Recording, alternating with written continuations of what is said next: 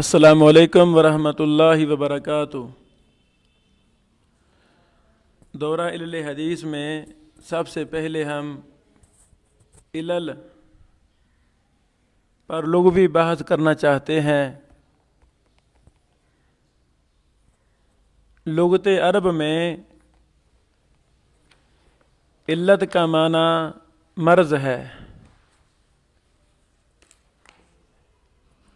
جس کو اللہ رب العالمین کسی مرض کی وجہ سے بیمار کر دیں اسے عربی میں معلن یا علیل کہا جاتا ہے۔ الصحاح للجوہری جلد نمبر 5 صفحہ نمبر 774 میں یہ بات لکھی ہوئی ہے۔ لفظ اللہ عین پر زبر، لام پر زبر اور شد اللہ، یہ فعل متعدی اور لازم دونوں میں ہی استعمال ہوتا ہے۔ اللہ یعلو بھی اور اللہ یعلو، یہ دونوں باب مستعمل ہیں۔ ان دونوں کا مصدر اللن اور علالن ہے۔ جیسے کہا جاتا ہے اللہ اللہ، یعنی اللہ تعالیٰ نے اس کو بیمار کر دیا۔ القاموس الوحید میں علامہ کرانوی صاحب لکھتے ہیں اللہ یعل علن و علالن، اس کا معنی ہے دوسری دفعہ یا لگاتار پینا، فلان اللہ بیمار ہونا، ہوا علیل، اس کی جمع آتی ہے اعلا، اور دوسرا باب اللہ یعلو، اس کا مطلب ہے دوسری دفعہ پلانا یا لگاتار پلانا۔ الانسان علتاً، بیمار ہونا، یہاں سے ہی لفظ معلول ہے۔ یہ القاموس الوحید، یہ بڑی مشہور کتاب ہے لغت کی، صفحہ نمبر 1117 ہے۔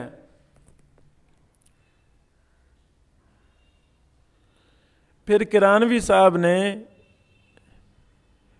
لفظ علت کی بحث میں کافی تفصیل لکھی ہے کہ مختلف فنون کے اندر اس کا استعمال کیا ہے۔ مثلا لکھتے ہیں العلہ،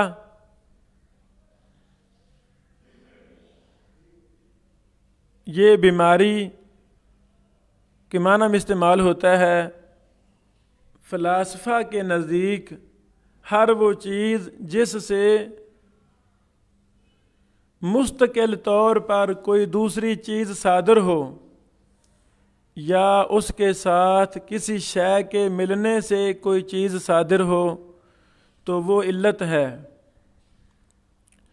اور صادر ہونے والی چیز معلول لاہو ہے۔ یہ علت فاعلیہ یا مادیہ یا صوریہ یا غائیہ ہوتی ہے۔ نمبر 3، ہر شے کا سبب۔ نمبر 4، علماء عروض کے ہاں یہاں علت اس تغیر کو کہتے ہیں جو اسباب اوتاد اور خاص طور پر ضروب کو لازم لاحق ہوتا ہے۔ اس طرح علت کی بحث میں لکھتے ہیں یہ سبب کے لیے بھی آتا ہے۔ نمبر 5 سبب، نمبر 6 حجت عذر، نمبر 7 عیب، نمبر 8 حرف یا فعل کا نقص، نمبر 9 اصل جمع علات و علل، یہ القاموس الوحید کا صفحہ نمبر 1118 ہے۔ اللہ اکبر۔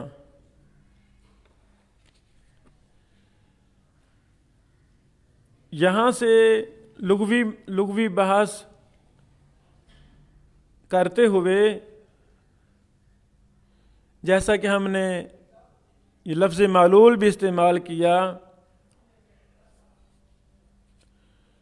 اب یہاں یہ بحث ہے کہ علل حدیث میں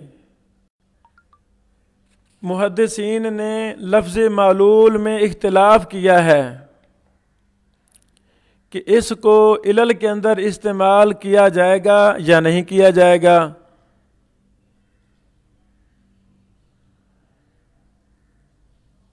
یہ مسئلہ تفصیل طلب ہے، ہم خلاصہ پیش کرنا چاہتے ہیں۔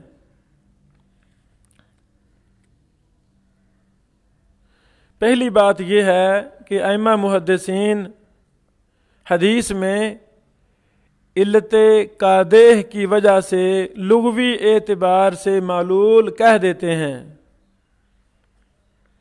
فقہا اور اصولی قیاس کے باب میں علت اور معلول کا لفظ استعمال کرتے ہیں۔ آپ دیکھ سکتے ہیں روضۃ الناظر صفحہ نمبر 20 اور علامہ جساس کی کتاب احکام القرآن جلد نمبر 2 صفحہ نمبر 19۔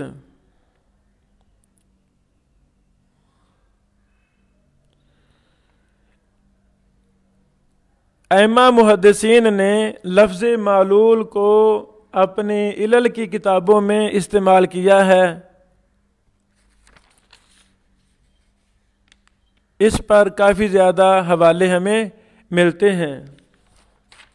مثلا شیخ البانی رحمہ اللہ نے اپنی کتب میں لفظ معلول کو بہت جگہوں پر استعمال کیا، مثلا الضعیفہ جلد نمبر 1 صفحہ نمبر 274، الضعیفہ کی ہی جلد نمبر 1 صفحہ نمبر 458، جلد نمبر 2 صفحہ نمبر 337، جلد نمبر 2 صفحہ نمبر 100 پورا، اسی طرح جلد نمبر 2 صفحہ نمبر 112۔ امام اکیلی رحمہ اللہ نے اپنی الضعفاء الکبیر میں بھی لفظ معلول استعمال کیا ہے، جلد نمبر 2 صفحہ نمبر 395 ہے، اسی طرح جلد نمبر 2 صفحہ نمبر 532 ہے، جلد نمبر 3 صفحہ نمبر 576 ہے۔ امام ترمذی رحمہ اللہ نے بھی سنن ترمذی حدیث نمبر 92 اور حدیث نمبر 1119 میں لفظ معلول استعمال کیا ہے۔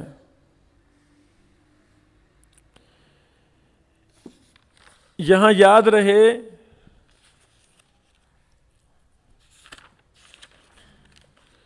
جب ہم اور تفصیل میں جاتے ہیں تو امام بخاری رحمہ اللہ، امام ابن عدی، امام دارقطنی، امام حاکم وغیرہ یہ محدثین نے لفظ معلول کا استعمال کیا ہے۔ کچھ وہ علماء جنہوں نے علل حدیث میں لفظ معلول کا انکار کیا ہے، اس کا استعمال درست نہیں سمجھا، ان میں امام ابن الصلاح رحمہ اللہ ہیں، مقدمہ ابن صلاح صفحہ نمبر 186 ہے، علامہ نووی رحمہ اللہ ہیں، ان کی کتاب تقریب جو تدریب الراوی کے ساتھ چھپی ہوئی ہے، جلد نمبر 1 صفحہ نمبر 251 ہے، امام عراقی رحمہ اللہ ان کی کتاب شرح و تبصرہ و تذکرہ جلد نمبر 1 صفحہ نمبر 272 ہے۔ اسی طرح علامہ فیروز آبادی القاموس المحیط لفظ علل نکالیں گے، وہاں پر انہوں نے لفظ معلول کا انکار کیا ہے۔ اسی طرح امام سیوطی رحمہ اللہ نے بھی امام نووی کی پیروی میں لفظ معلول کو استعمال کرنا درست نہیں سمجھا، یہ تدریب راوی ہے، جلد نمبر 1 صفحہ نمبر 251۔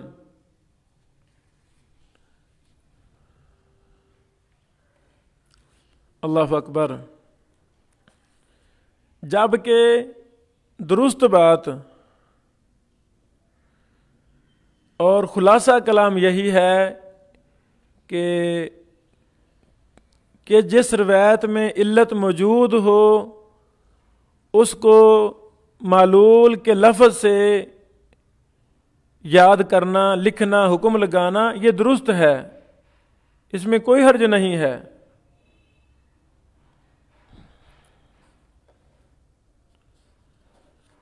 یہاں پر جیسا کہ ہم نے کئی ایک حوالہ جات دیے ہیں، محدثین نے اس کا استعمال کیا ہے، اس میں کوئی حرج نہیں ہے، کوئی شک و شبہ نہیں ہے۔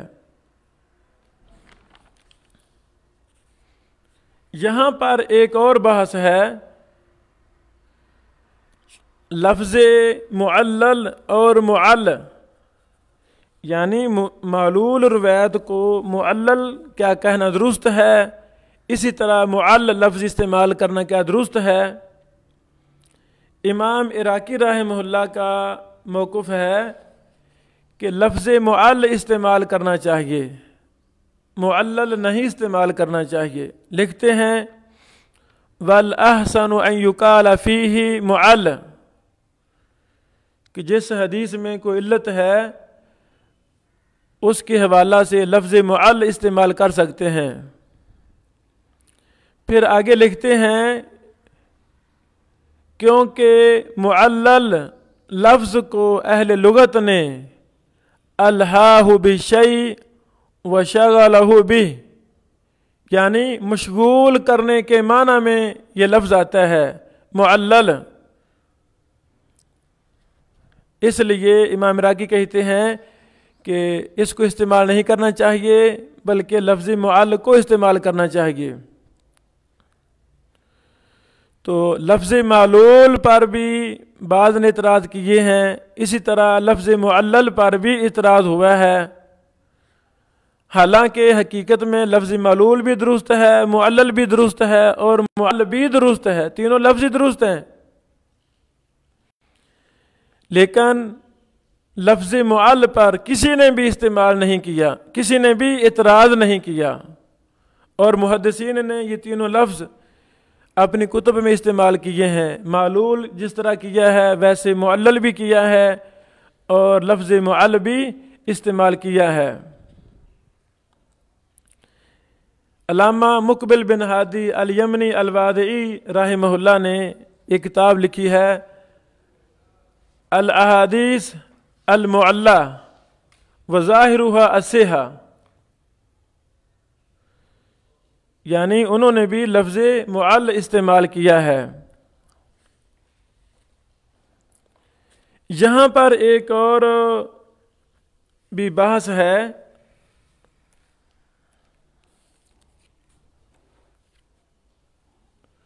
وہ یہ ہے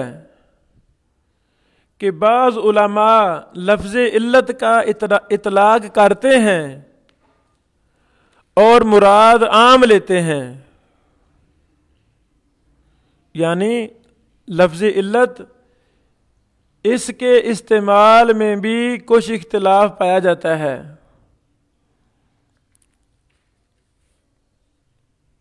ابھی ہم نے اس کی اصطلاحی تعریف نہیں کی، لفظ علت کی اصطلاحی تعریف جو محدثین نے کی ہے پہلے وہ سمجھ لی جائے تاکہ بات واضح ہو جائے گی۔ ائمہ محدثین نے مثلا امام ابن صلاح رحمہ اللہ نے مقدمہ ابن صلاح صفحہ نمبر 187 میں اس کی تعریف کی ہے کہ علت سے مراد وہ عبارت ہے جس میں خفیہ سبب ہو، پوشیدہ سبب ہے اور خفیہ ہے، اور وہ قضا کا سبب بھی بن رہا ہو، یعنی وہ علت جو خفیہ ہے اس کی وجہ سے وہ روایت ضعیف بھی ہو رہی ہو، تو اسے کہتے ہیں علت۔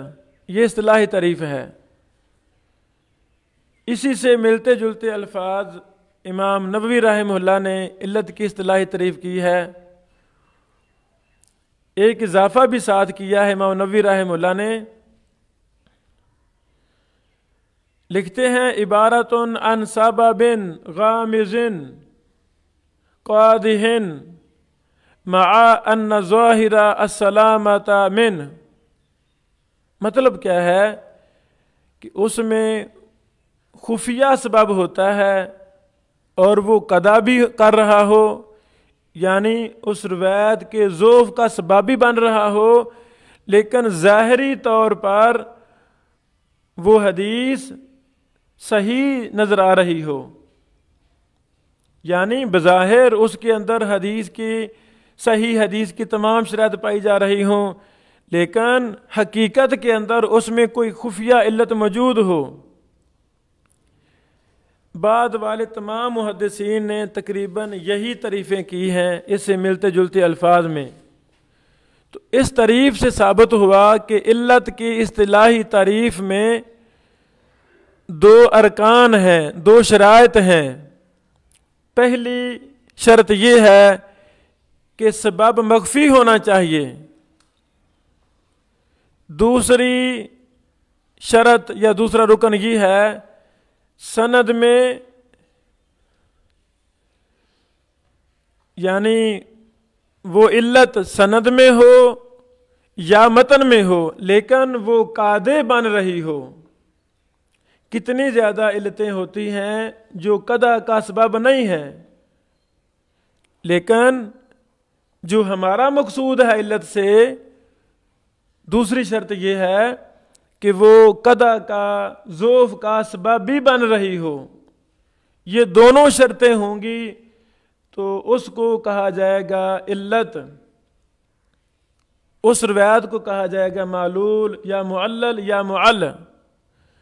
یاد رہے اگر ایک بھی شرط نہ پائی گئی تو اس کو ہم معلول نہیں کہہ سکتے۔ یہ جب ہمیں اصطلاحی تعریف کا علم ہو گیا ہے تو اب یہ فائدہ ہمیں سمجھ بھی آئے گا جو ہم بتانا چاہتے ہیں۔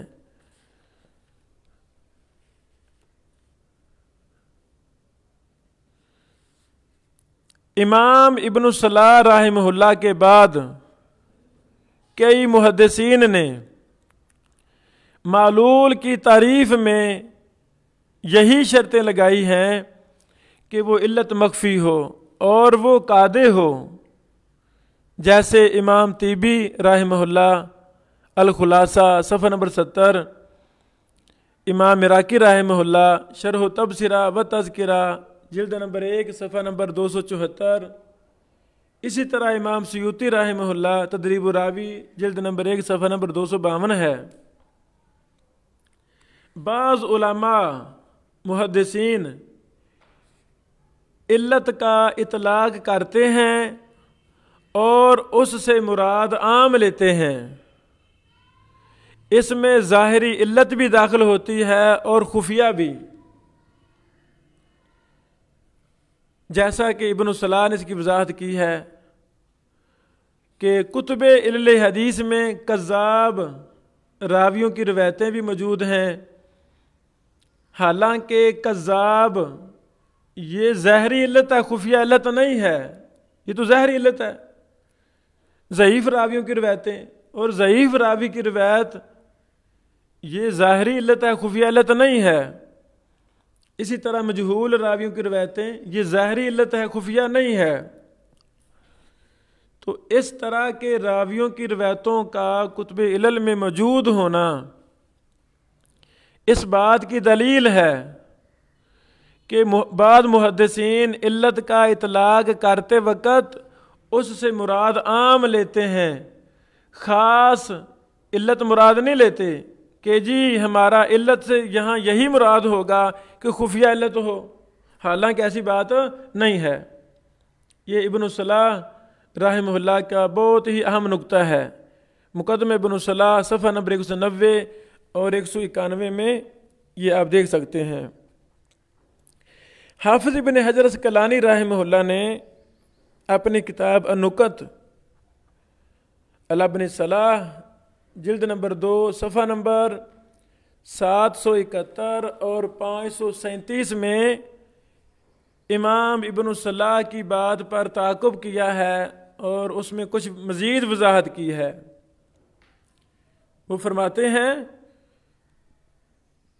کہ محدثین کے کلام میں ایسی بات بس اوقات پائی جاتی ہے جو ان کے اپنے ہی طریق کے مخالف ہوتی ہے، تو اس کے مابین موافقت اور توفیق یہ ہوگی کہ علت کا نام جب کسی حدیث پر بولا جاتا ہے اس سے اس کا اصطلاحی معلول ہونا لازم نہیں آتا۔ یہ قاعدہ کلیہ نہیں ہے کہ جب بھی محدثین لفظ علت استعمال کریں گے تو اس سے مراد اصطلاحی علت ہی ہوگا، اصطلاحی معلول ہونا ہی ہوگا، ایسی بات نہیں ہے۔ حالانکہ ابن حجر صاحب رحمہ اللہ کی عبارت، حالانکہ معلول وہ ہوتی ہے جس میں علت قادح مخفی ہو اور علت وہ ظاہر بھی ہو سکتی ہے، وہ علت قادح بھی ہو سکتی ہے اور غیر قادح بھی ہو سکتی ہے، مخفی بھی ہو سکتی ہے، ظاہر بھی ہو سکتی ہے۔ اللہ اکبر۔ یعنی یہ ابن حجر اسقلانی رحمہ اللہ نے علت پر بہت ہی اہم فائدہ اور نقطہ بیان فرمایا ہے کہ جب محدثین لفظ علت کا استعمال کرتے ہیں تو اس سے ان کا خاص اصطلاحی علت مراد ہونا نہیں ہوتا، بلکہ ہر طرح کی علت ان کے ہاں مراد ہوتی ہے، خواہ وہ ظاہری ہو، خواہ خفیہ ہو، خواہ قادح ہو یا غیر قادح ہو۔ امام سنانی رحمہ اللہ سبل السلام والے، ان کے نزدیک علت کا خفیہ اور قادح ہونا اغلبی ہے۔ یہ فرماتے ہیں کہ علت اغلب طور پر خفیہ ہوتی ہے اور قادح ہوتی ہے۔ توضیح الافکار جلد نمبر 2 صفحہ نمبر 27 ہے۔ تو خلاصہ کلام یہ نکلتا ہے کہ علت کو عام معنی میں استعمال کرنا یہ پہلے محدثین نے ایسے ہی کیا ہے۔ کتب علل کا جب ہم دراسہ کرتے ہیں تو انہوں نے علت سے مراد ظاہری بھی لی ہیں، خفیہ بھی لی ہیں، قادح بھی لی ہیں، غیر قادح بھی لی ہیں۔ اس طرح کی مثالیں ہمیں کتب علل میں ملتی ہیں۔ اور علت کا خاص معنی جو ہم نے اصطلاحی تعریف کی، یہ خاص معنی ہے، یہ مراد ہے، تو یہ بعد کے علماء نے اس کو اس معنی کے ساتھ خاص کر لیا ہے۔ اور یاد رہے کہ ہر مردود معلول نہیں ہوتی۔ یہ ابن حجر اسقلانی رحمہ اللہ نے فائدہ لکھا ہے نکت جلد نمبر 2 صفحہ نمبر 710 میں۔ یہاں پر ایک اور بات کہ علت، فن علت یہ فن جرح و تعدیل کے علاوہ فن ہے۔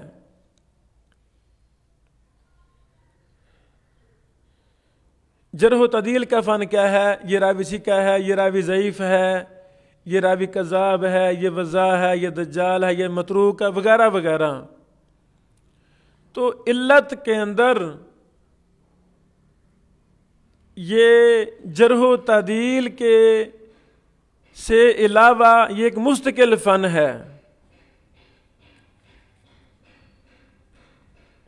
علت میں حدیث ظاہری طور پر صحیح ہوتی ہے اور اس کے اندر کسی خفیہ مخفی علت کے وجود کی وجہ سے اس کو معلول قرار دیا جاتا ہے۔ اور جرح و تعدیل کے فن میں ظاہری چیزوں پر حکم لگاتے ہیں، جی یہ راوی ضعیف ہے، یہ ثقہ ہے، یہ کذاب ہے، یہ وغیرہ، اس کے درجہ بندی کرتے ہیں۔ امام ابن صلاح رحمہ اللہ اس بات کی طرف اشارہ کرتے ہیں، مقدمہ ابن صلاح صفحہ نمبر 187 پر، لکھتے ہیں ایسی سند جس کے راوی ثقہ ہوں اور ظاہری اعتبار سے صحت کی تمام شرائط بھی اس میں پائی جائیں. اب یہی صحیح حدیث کی شرط صحیح حدیث کی تعریف ہوتی ہے. لیکن مخفی علت کو تلاش کرنا، ثقہ راویوں کی غلطی کو تلاش کرنا، یہ ہے فن علل.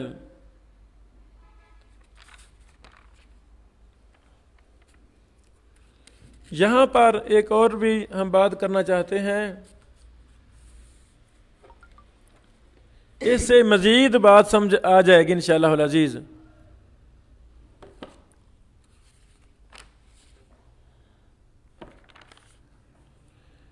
راوی جب وہم کا شکار ہو جائے، ثقہ راوی ہے، بہت بڑا امام اور محدث ہے، بہت زیادہ احادیث کا راوی ہے، معتبر ہے ہر لحاظ سے، لیکن اس راوی کو حدیث بیان کرنے میں وہم ہو گیا ہے، غلطی ہو گئی ہے، لیکن وہ راوی اس غلطی کو اپنی غلطی بھی تصور نہیں کرتا. وہم ہوا ہے، غلطی ہوئی ہے، بیان کر دی ہے، اس کو غلطی بھی تسلیم نہیں کرتا. تو بعد والے محدثین یا اس کے دور کے محدثین جب دراسہ کرتے ہیں، تقابل کرتے ہیں، ترک دیکھتے ہیں، تو ثابت ہوتا ہے کہ یہ تو فلاں امام اور ثقہ راوی کی غلطی ہے، اس کو وہم ہوا ہے. تو اسی وہم کو کہا جاتا ہے معلول. یہی علت ہے. شاید اس سے بھی کچھ بات واضح ہو گئی ہو. اور اس کا حکم ضعیف کا ہوتا ہے.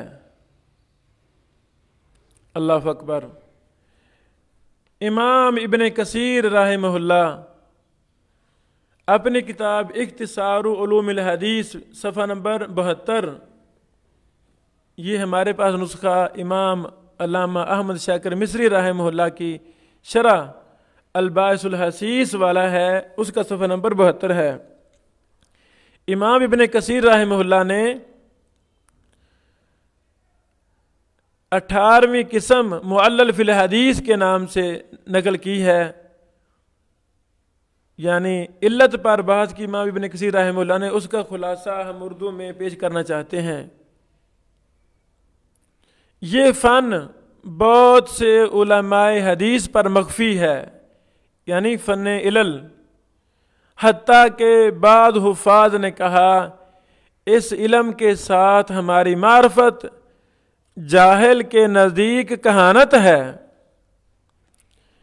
اس فن کی تحقیق کی سعادت ان ماہر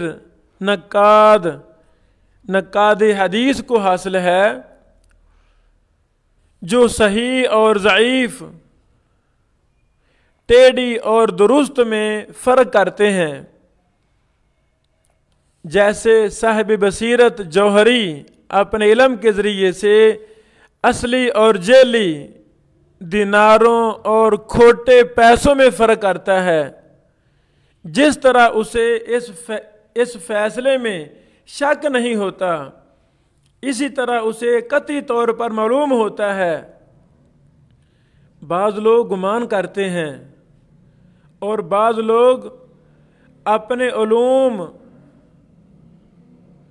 میں مہارت، ترک حدیث کی میں مہارت اور ان کی واقفیت اور رسول اللہ صلی اللہ علیہ وسلم کے کلام کی مٹھاس کے ذوق پر توقف کرتے ہیں. اللہ اکبر. رسول اللہ صلی اللہ علیہ وسلم کا کلام عام لوگوں کے کلام کے متشابہ نہیں ہوتا. سبحان اللہ. یہ امام ابن کثیر رحمہ اللہ نے اختصار علوم الحدیث میں یہ بات لکھی ہے.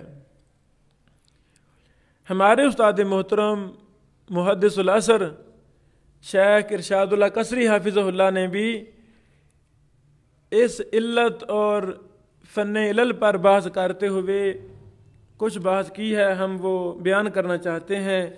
یہ استاد محترم کی کتاب ہے مقالات، جلد نمبر 4 صفحہ نمبر 125 اور 26 ہے۔ علم حدیث کی مختلف انواع میں سے اسی نوع یعنی معرفت العلل کا علم بہت سے اجل و اشراف اور انتہائی مشکل ہے، جس میں راوی کے ضعیف ہونے کی بنیاد پر تو کلام نہیں ہوتا، بلکہ بسا اوقات ایک حدیث سند کے اعتبار سے صحیح ہوتی ہے، لیکن اس میں بعض ایسے مخفی عیب ہوتے ہیں، ایسے خفیہ عیب ہوتے ہیں جن کی بنا پر وہ روایت درجہ اعتبار سے ساقط ہوتی ہے، اور اسی قسم کے علم کا نام معرفت العلل ہے۔ معلل حدیث کی تعریف میں علماء نے لکھا ہے کہ جس میں کسی ایسی مخفی علت کا پتہ چلے جس سے حدیث میں قدح وارد ہو جاتی ہے، اگرچہ وہ حدیث بظاہر ہر ضعف سے سالم نظر آتی ہو۔ محدثین اس کا نام معلول بھی رکھتے ہیں، جو اللہ ماضی سے اس میں مفعول ہے، اس لیے بعض نے کہا کہ بہتر یہ ہے کہ اسے لغتاً معل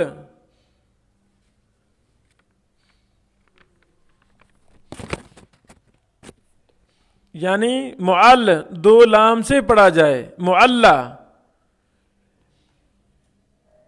اس کے بعد استاد محترم حافظ اللہ نے امام خطیب بغدادی کی ایک ان کا قول نقل کیا ہے۔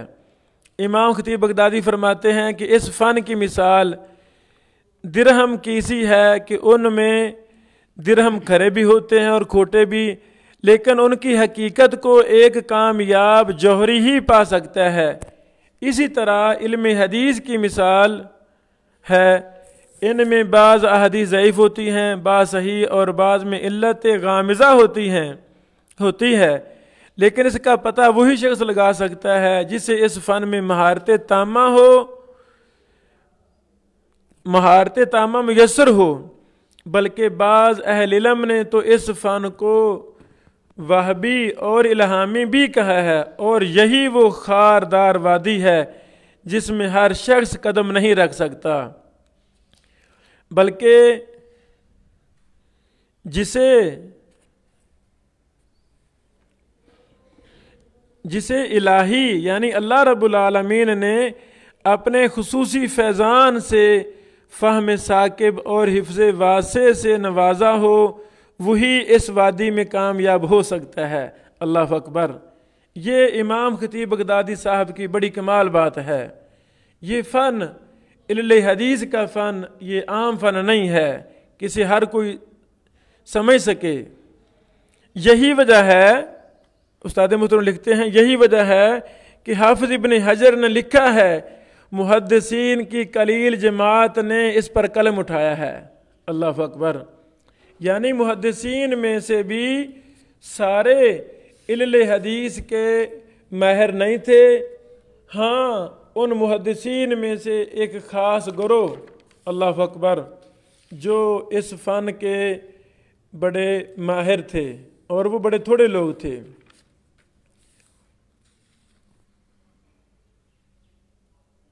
انشاءاللہ العزیز یہ تفصیل طلب باتیں ہیں، یہ ہمارا پہلا لیکچر علت کے لغوی اور اصطلاحی ختم ہوتا ہے۔ آئندہ انشاءاللہ ہم یہ ایک علمی اور مفصل بحوث لے کر ہم آپ کی خدمت میں حاضر ہوتے ہیں۔ السلام علیکم ورحمۃ اللہ وبرکاتہ۔